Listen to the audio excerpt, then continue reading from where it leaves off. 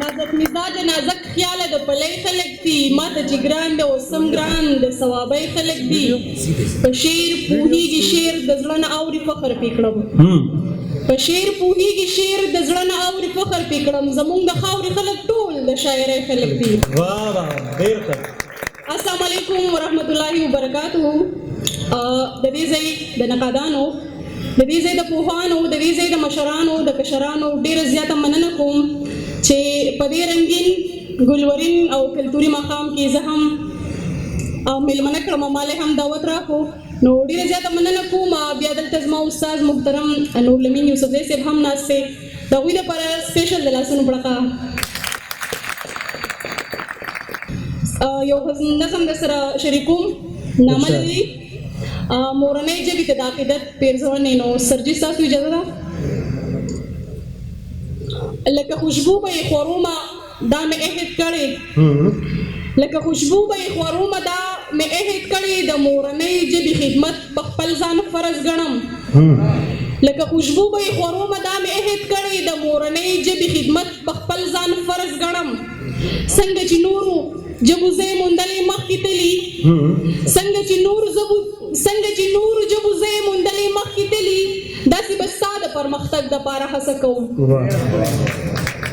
دلته چې ټول نصاب پښتو شي نو خوشحاله به شم دلته چې ټول نصاب پښتو شي نو خوشحاله به شم څنګه چې انګریز ته ټول نصاب په انګریزۍ کې راځي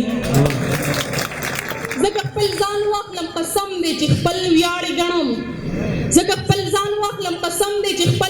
ویاړې ګڼم کرانه چرته څوک پوښتنه کړي چې کم سبق وی اکثر له یو نیم د پښتو دشمن دا هم وایي چې مړه پرېږدئ د پښتو نه به لا څه حاصل کړئ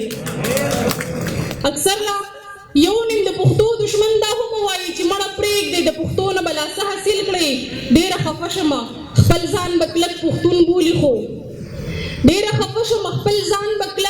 پښتون بولي خو نه یې لیکل د پښتو زده وي او نه لوست کوی شي کبل پښتو وایي نو هم ورله پیغور ورکوي چېرته کې ساینس وایه مړه چې ډاکټر جوړ شي کبل پښتو وایي نو هم ورله پیغور ورکوي چېرته کې ساینس وایه مړه چې ډاکټر جوړ شي د مورنۍ ژبې دښمنه داسې نشي کېدی د مورنۍ ژبې دښمنه داسې نشي کېدی که یو انسان د مورنۍ ژبې ډاکټر جوړ شي د مورنۍ ژبې دښمنه داسې نشي کېدی که یو انسان د مورنۍ ژبې ډاکټر جوړ شي نن اباسین که د خپل نوم سره ډاکټر لیکلی یو خو به ولې یې پښتو دې بام ته ورسوو ته به ساینس ووایې منم ته به ډاکټر جوړ شي ته به د ګل پښتونخوا هر مریض نه فیس واخلې دغه غریب ولس به وتروړې او ښه به نشي ستا د پښتو تاریخ به سر وخوري انګلیش به وایې ما ته به هم وایې چې څه خاص مزې نشته چې په ژوند کې د پښتو انتخاب چا کړی دی لکه خوشحال لکه حمزه لکه رحمان او غنی لکه خوشحال لکه حمزه لکه رحمان او غنی دي که نن پیژنم نو صرف د پښتو په وجه لکه خوشحال لکه حمزه لکه غنی او رحمان دي که نن پیژنم نو صرف د پښتو په وجه د مورنۍ ژبې خدمتو که بیا مخکې ګوره ته به سپوږمۍ شي ډاکټران به ستا په سوري کیني د مورنۍ ژبې خدمتو که بیا مخکې ګوره ته به سپوږمۍ شي ډاکټران به ستا په سوري کیني نن اباسین که د غره ویره نه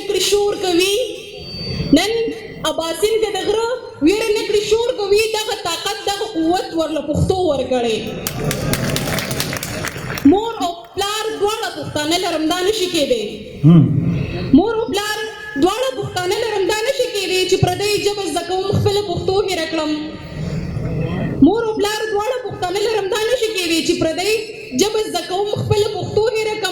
زما بچی که نن پیدا شي سبا زده کړه کوي توجه ورته غواړم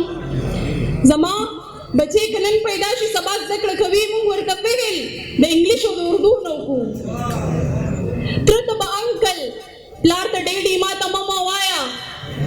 تره ته به انکل پلار ته ډېډي ما ته مما وایا ګناه د مور د اول زده کړه د هغې نه کېږي تره ته به انکل پلار ته ډېډي ما ته مما وایا ګناه د مور د اول زده کړه د هغې نه کېږي کتاب